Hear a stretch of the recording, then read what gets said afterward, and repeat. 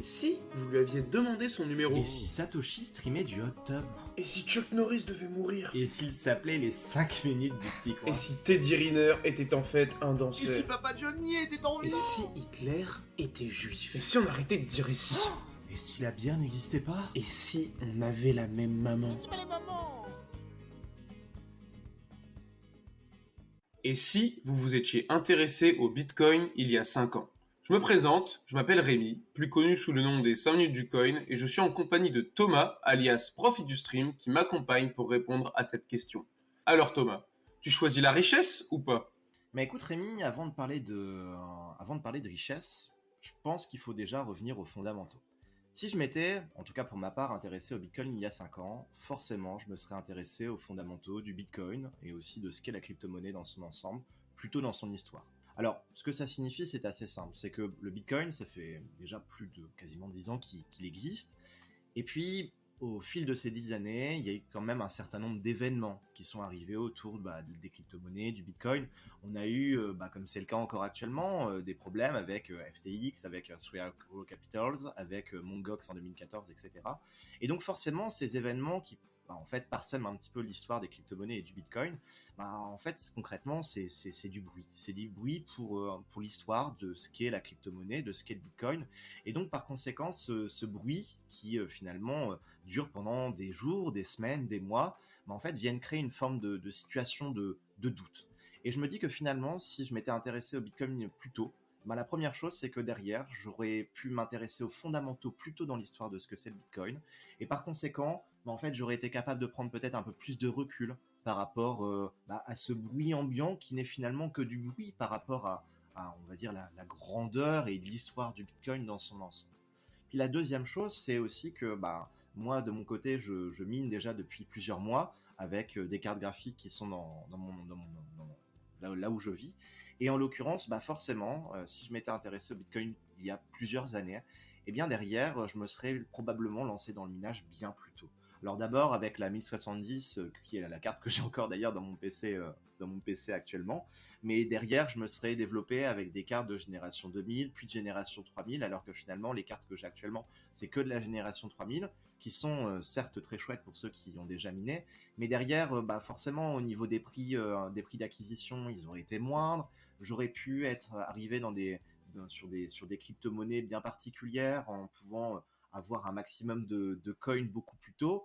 Et derrière, ça aurait pu peut-être aussi influencer certains choix au niveau de l'habitat. Là, actuellement, je vis en appartement. Et derrière, si j'avais augmenté la taille de mes rigs, peut-être que j'aurais pris une pièce dédiée ou peut-être que j'aurais pris un local pour.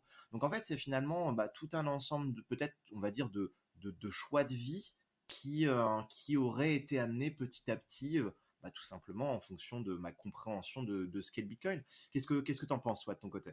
Ouais, au final, plus tu t'y intéresses tôt et plus t'es préparé pour y rester dans le long terme. Après, pour ton cas, ce qui aurait été bien, c'est que t'aurais aussi plus payé de chauffage pendant 5 ans. Mais Mais tu dis ça en rigolant, mais en fait c'est tout à fait correct, hein. C'est le deuxième hiver concrètement que je mine et où en l'occurrence je ne paye absolument pas de chauffage. Alors c'est du chauffage avec des radiateurs électriques, mais pour ceux qui ont déjà regardé la consommation en watts en wattheure d'un radiateur, c'est assez impressionnant. On est quasiment sur la consommation d'un rig à peu près, hein, pour faire simple. sauf que le radiateur, lui, il te rapporte pas de crypto-monnaie, quoi. Exactement. Sinon, moi, de mon côté, la crypto, je m'y suis intéressé il y a 5 ans. Donc, je corresponds parfaitement au profil. Mais en réalité, c'est quelqu'un qui m'en a parlé quand j'étais en formation à l'époque.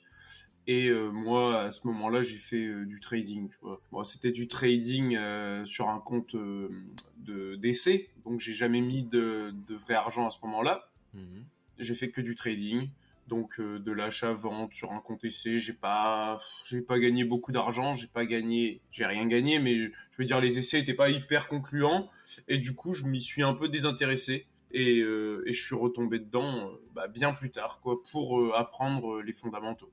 D'accord, donc toi, tu as eu plus une approche, alors peut-être pas, on va dire, l'investissement sur de long terme, mais plus dans l'objectif initialement de gagner de l'argent, peut-être plus ou moins rapidement via le trading? Bah ouais, c'est ça. Bah, de toute façon, il y a quand même énormément de gens qui tombent dans les cryptos pour ça. C'est vraiment l'appât du gain et surtout du gain rapide. C'est ce qu'on pense, qu'on va tous mettre 15 euros et qui vont être multipliés par 100 en l'espace de quelques semaines. On se trompe tous lourdement. Et voilà. Tout à fait. Après, ce qui est très intéressant, c'est que finalement, dans les meet-ups qu'on a pu réaliser à gauche à droite, et notamment à Lille avec les meet-ups Bitcoin, on s'est, et je pense que tu reviendras sur l'idée que je vais développer, mais c'est que finalement, en fait, on s'est à chaque fois retrouvé avec des personnes qui s'étaient intéressées et qui avaient découvert le Bitcoin. Alors, c'est même pas il y a 5 ans, on a croisé des personnes qui avaient découvert le Bitcoin il y a 10 ans quasiment. Et en l'occurrence, ce qui est super intéressant, c'est que la grande majorité de ces personnes qui sont arrivées justement très early, à chaque fois ont eu les mêmes propos, les mêmes phrases. C'est qu'en fait, ils ont mal géré. Ils ont mal géré, ils n'y ont pas cru, ils ont tout perdu. On a croisé des personnes qui s'étaient lancées avec l'achat d'un ASIC pour miner du Bitcoin il y a plus d'une dizaine d'années. Et en fait, 3 mois plus tard, ils ne savaient pas trop comment ça fonctionnait. Il s'est rendu compte que du coup, au niveau des rewards, c'était pas autant que ce qu'il pouvait espérer, donc il l'a balancé à gauche. Et puis quelques mois, 1 ou 2 ans plus tard, bull run, et derrière, le prix de ces ASICs a quintuplé. Et puis en parallèle, je sais pas ce que t'en penses, mais j'ai l'impression que finalement, en fait, est-ce qu'on n'arriverait pas dans le Bitcoin et dans les crypto-monnaies quand on est prêt pour arriver dans ce milieu? Bah, c'est clair que je pense qu'il faut une certaine maturité financière pour vraiment rester dans le milieu et s'y intéresser. Parce que quand on arrive, bah, comme moi il y a 5 ans, quand j'étais jeune et con pour l'argent, quand on voit que ça fonctionne peu ou pas, bah en fait on s'en va quoi. Et c'est plus tard qu'on comprend que ça demande déjà beaucoup de connaissances pour réussir si on veut faire du trading. Bon, c'est pas ce que je conseille, mais ensuite il faut s'intéresser aux fondamentaux. Du Bitcoin et éventuellement d'autres crypto-monnaies, mais avant tout, il faut commencer par le Bitcoin pour vraiment comprendre Clairement. l'écosystème en général. C'est clair qu'on rentre tous dedans pour l'argent et que, comme tu l'as dit, on a tendance à mal gérer un bull run en fait, parce que c'est bien beau de dire j'aurais aimé rentrer il y a 5 ans, mais personne ne serait rentré sur un Bitcoin à 10 euros et l'aurait conservé jusqu'à 69 000. On sait très bien que dès que déjà tu fais x10, tu vends. C'est comme ça, c'est humain. Tu as 10 euros sur ton compte qui se transforme en 1000 euros. Du coup, c'est plutôt Forcément fois que, 100. ouais, là c'est x100. Ouais, ouais, mais bon, c'est parce que j'ai pris des petits chiffres. Mais si j'avais 10 Bien 000 sûr. euros qui se transforment en 10 000, bah, qui ne va pas prendre les 10 000 euros? Faut être honnête avec soi-même. Ah oui, non, mais carrément. Alors, du coup, ce qui est très intéressant, c'est que tu disais justement, si on est arrivé il y a 5 ans, derrière, on aurait cherché à prendre les profits. J'ai pris tout à l'heure un petit peu de temps pour regarder sur CoinMarketCap concrètement quel était le prix du Bitcoin en 2017, le 27 décembre 2017, il y a 5 ans, jour pour jour. Et en fait, ce qui est très drôle, Rémi, c'est que le Bitcoin, il y a 5 ans, son prix augmentait, enfin oscillait, pardon, entre 15 838 dollars et 16 930. Finalement, on pourrait presque dire qu'en fait, il y a 5 ans, on était exactement dans le même merdier dans lequel on est aujourd'hui. Et entre guillemets, ça n'a pas bougé. Enfin, ça n'a pas bougé, mais le 27 décembre 2017, quasiment, 3 semaines après, le Bitcoin avait perdu 60% de sa valeur, comme ça arrive de temps en temps. Donc au final, si on était arrivé pile poil il y a 5 ans, on se serait retrouvé sur le bull run 2017. Et puis 3 semaines après, on se serait retrouvé avec peut-être même le début d'un bear market.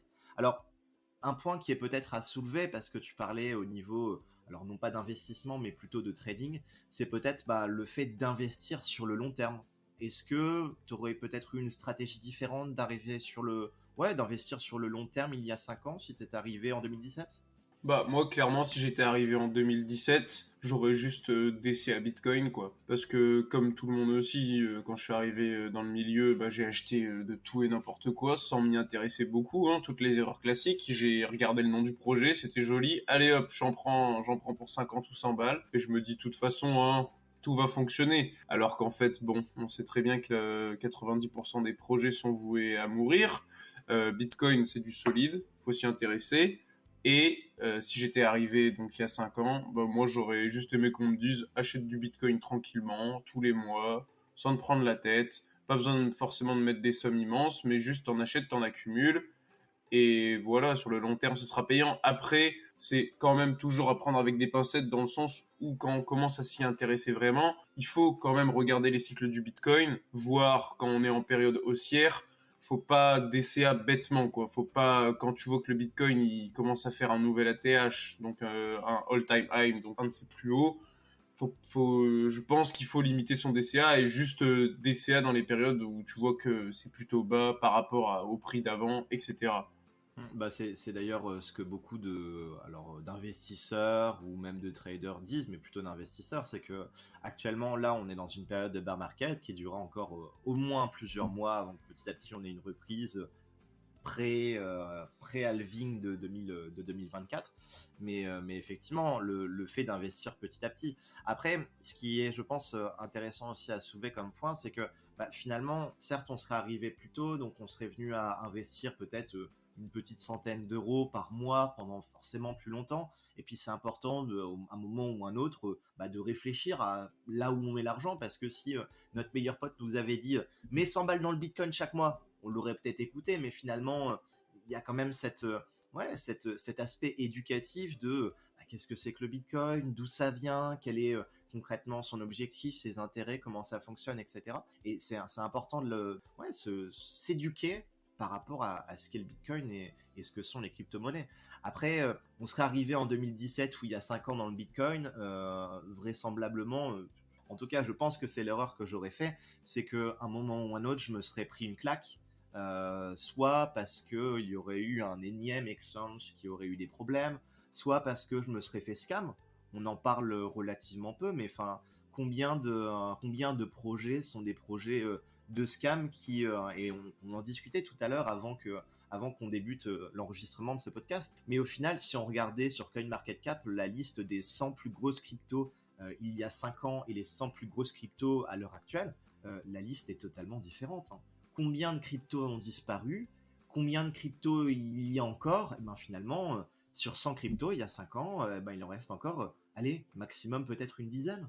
Ah oui, c'est clair qu'il y a énormément de projets qui se veulent révolutionnaires, mais qui derrière font pas grand-chose. C'est juste du marketing, de la communication pour attirer l'investisseur lambda et derrière, dès qu'ils ont récupéré un peu de sous-sous, ils se barrent avec la caisse. Donc c'est clair que le plus important, c'est de s'intéresser aux fondamentaux. Sur Bitcoin, il y a énormément de choses à creuser. C'est un sujet vaste et complexe. Donc commencer par là, déjà c'est la base. Et une fois qu'on s'y intéresse vraiment et qu'on commence à comprendre comment ça fonctionne et les possibilités qu'il y a avec, puis l'idéologie qu'il y a derrière, en général on ressort pas du terrier du lapin comme on dit, et on se dit que la meilleure méthode d'investissement c'est d'acheter du Bitcoin.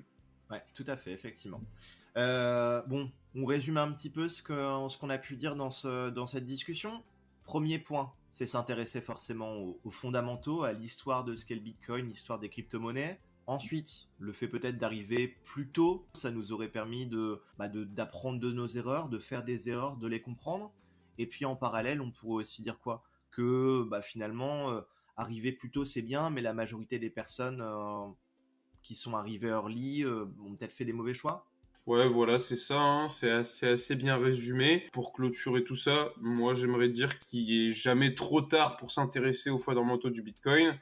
Du coup, n'hésitez pas à creuser, surtout en ce moment, comme tu l'as dit un peu plus tôt, on est en bear market. Du coup, tout va plus lentement. Le Bitcoin et les autres crypto-monnaies, c'est calme.